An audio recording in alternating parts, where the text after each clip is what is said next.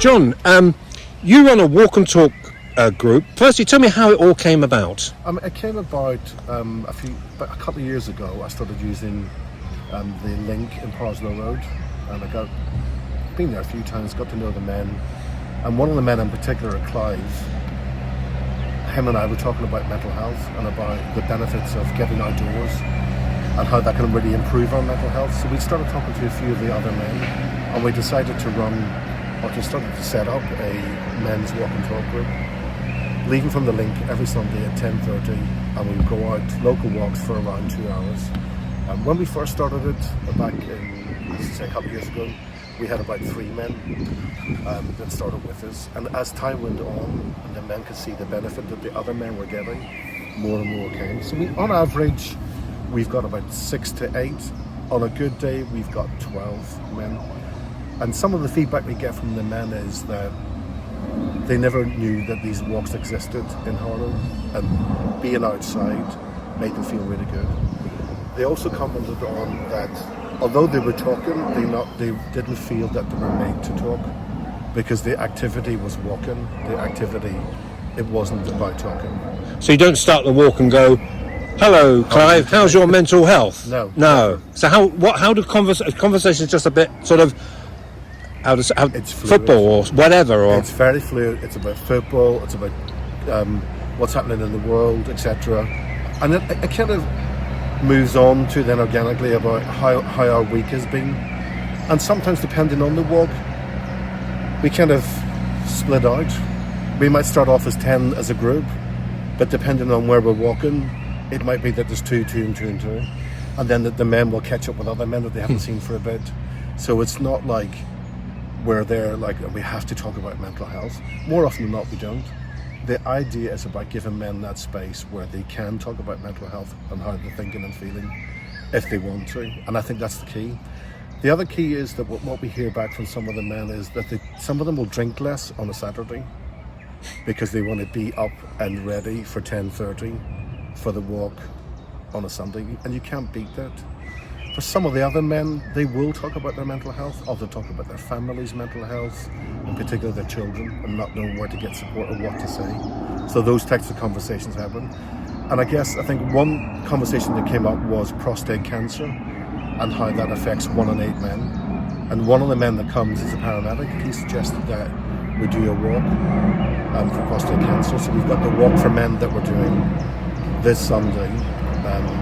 10:30, we're going to do a 10k walk. There's around 10 of us or 12 of us that are taking part in that.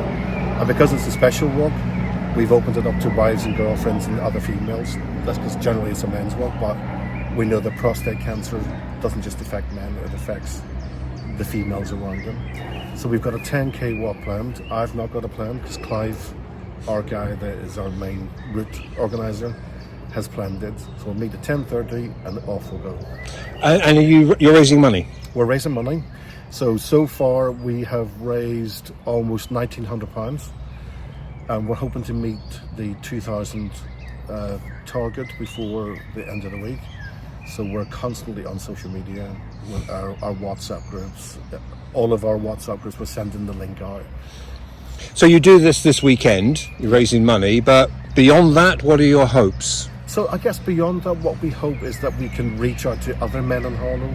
So if there's men out there that are watching us and they're thinking, I wouldn't mind getting a little bit fitter, getting out and about in nature, meeting new people, and having an opportunity just to talk about how I'm doing, how I'm feeling.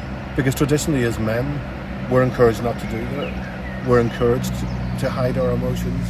Whereas this group just gives men an opportunity if they choose. We've come a long way, haven't we, in approaching mental health, but we've still got a long way to go. We've come a long way in terms of approaching mental health. I mean, there's still a lot of stigma that's attached to mental health. And we can see that in particular with men's mental health. I mean, the biggest killer of men in the UK under 50 is suicide. And why is that? It's because we don't talk. It's not flippant to say that we would rather kill ourselves than actually say, this is how I'm feeling. That has got to change.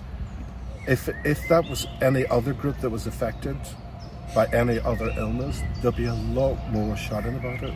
Like for instance, we've got the 1 in 8 men that are affected by prostate cancer. We've got the March for Men. It's national. Everyone's on it. But what have we got for men's mental health? Do you think there are also, a lot of, how do I say it, things like putting it down on your job application?